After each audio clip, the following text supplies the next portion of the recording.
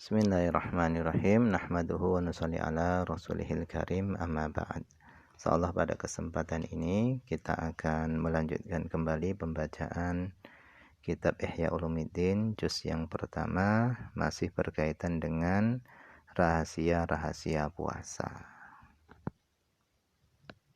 Kita telah sampai kepada perkataan falamma kana shaum, falamma tatkala kana shaum adalah puasa, alal khusus secara khusus itu qam'an li syaitan, puasa tadi bisa menundukkan setan, wasaddan lima salikihi, dan puasa tadi bisa menutup jalur-jalurnya setan, watadyiqan lima jarihi, dan bisa menyempitkan jalan-jalannya setan, maka istahaqqat takhsisa bin nisbati ilallahi azza wa jalla, maka layaklah puasa mendapatkan keistimewaan dengan disandarkan kepada Allah Subhanahu wa ta'ala.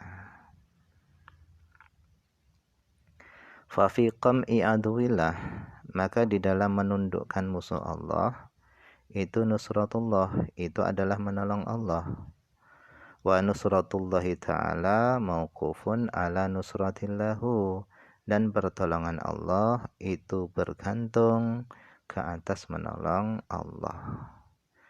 Qala Allah Ta'ala, Allah SWT berfirman, in tansurullaha yansurkum wa yuthabbit aqdamakum. In tansurullaha, jika kalian menolong Allah, yang surukum, niscaya Allah akan menolong kalian, wa yuthabbit aqdamakum, dan Allah akan mengokohkan langkah-langkah kalian.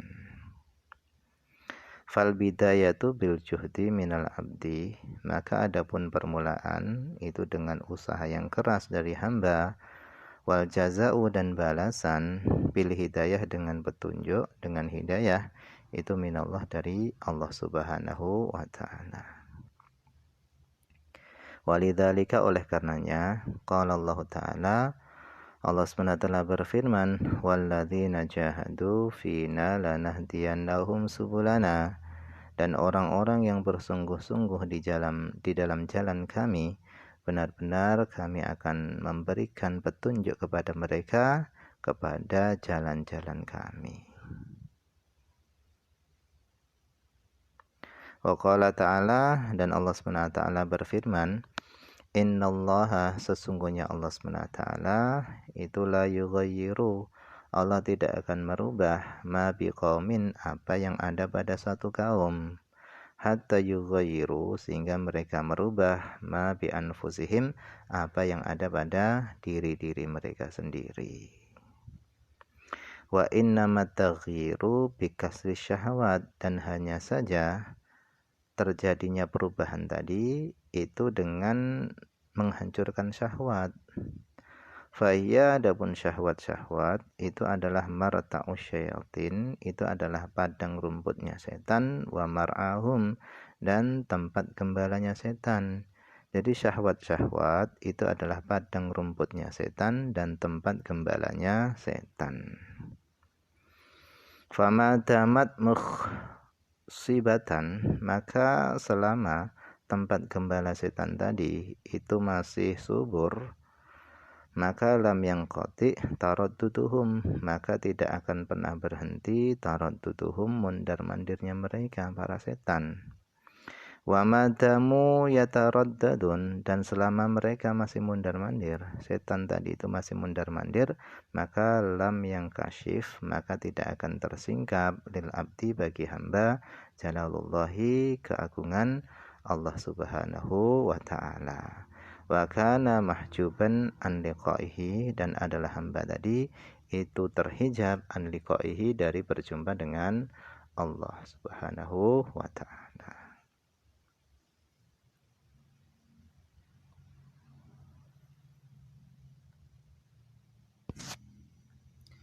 Wa qala sallallahu alaihi wasallam, dan Nabi sallallahu alaihi wasallam beliau bersabda, laula anna syayatina, seandainya bukan karena setan-setan itu yahumuna, mereka mengelilingi, ala qulubi bani Adam, atas hati-hatinya manusia, lanadharu, niscaya mereka para manusia itu akan bisa melihat ila malakutis samawat, kepada kerajaan-kerajaan langit. Jadi kata Nabi, seandainya bukan karena setan itu mundar-mandir mengelilingi daripada hati-hati manusia, niscaya mereka para manusia itu akan bisa melihat kerajaan-kerajaan langit. Famin hadzal wajhi, maka dari sisi inilah saras saumu babal ibadah, maka menjadilah puasa itu pintunya ibadah. Wasara junnatan, dan menjadilah puasa itu menjadi perisai. Wa idza azumat fadilatuhu, dan ketika besarlah keutamaan puasa, ila hadzal had, sampai kepada batas ini, fala buddha, maka harus min bayani syurutihi, dari menjelaskan syarat-syaratnya puasa, adz-dzahirati wal batinah, yang zahir dan yang batin. Bidzikri arkanihi, dengan menyebutkan rukun-rukunnya, wa sunanihi, dan sunnah-sunnahnya puasa, wa syurutihi al batinati, dan syarat-syaratnya puasa yang batin. Wa nubayyinu dzalika, dan kami akan menjelaskan itu semua bi thalathati fusulin, dengan 3 fasal.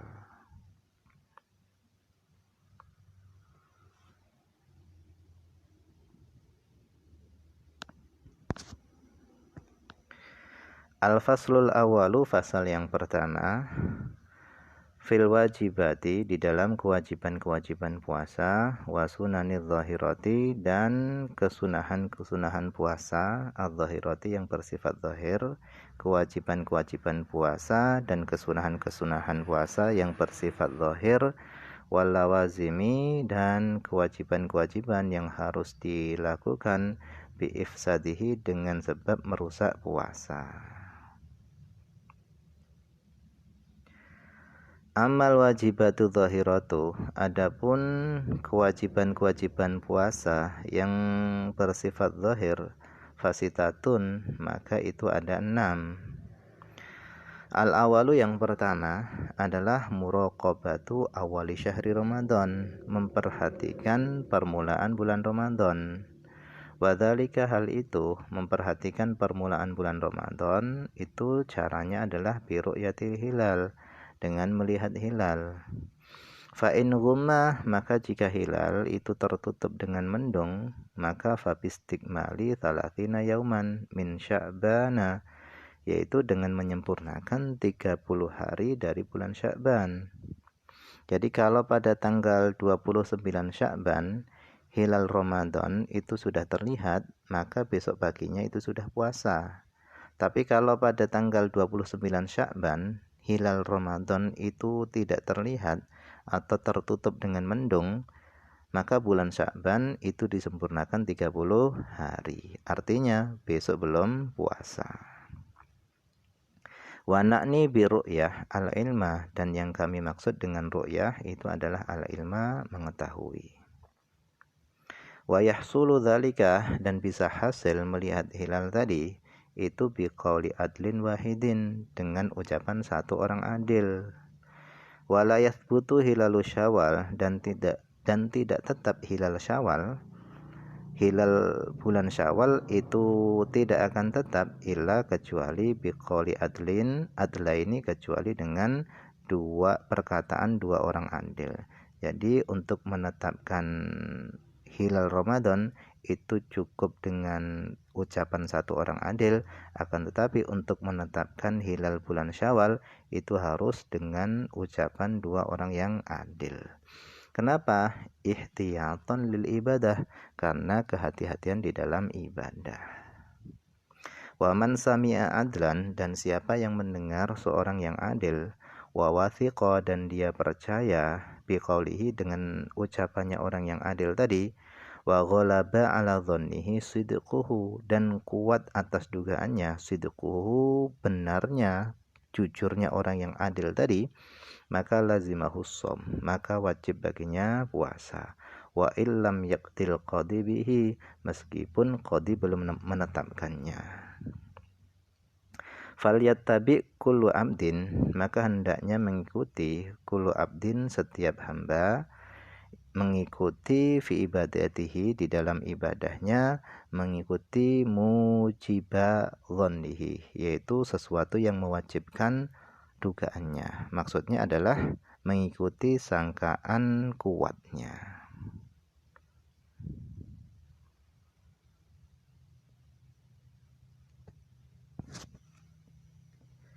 Wa idza ru'yal hilalu bi baldatin, maka apabila hilal sudah terlihat di satu wilayah, walam yura bi ukhra, dan hilal tidak terlihat di wilayah yang lainnya, wa kana bainahuma, dan jarak antara kedua wilayah tadi itu aqallu min marhalataini, kurang daripada 2 marhalah, maka wajib shaum alal kul, maka wajib puasa atas keseluruhannya. Jadi kalau jaraknya antara 2 wilayah itu kurang dari 2 marhalah, 2 tempat tadi itu dianggap 1 marhalah, 1 wilayah, dianggap 1 wilayah. Artinya jika di sana melihat, di sini tidak melihat, tetap wajib bagi semuanya 2 wilayah tadi, semuanya wajib berpuasa.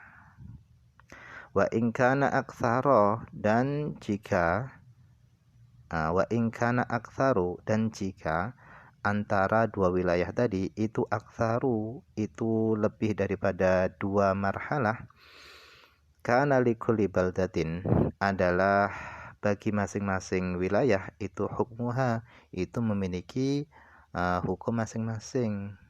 Jadi kalau jaraknya antara 2 wilayah itu lebih daripada 2 marhalah, maka masing-masing wilayah itu memiliki hukum sendiri-sendiri. Wala yata'adda al-wujubu, dan tidak menjalar apa kewajiban puasa kepada wilayah yang lainnya. Wallahu a'lam. Ini saja dulu yang bisa dibaca pada kesempatan ini, semoga ada manfaatnya.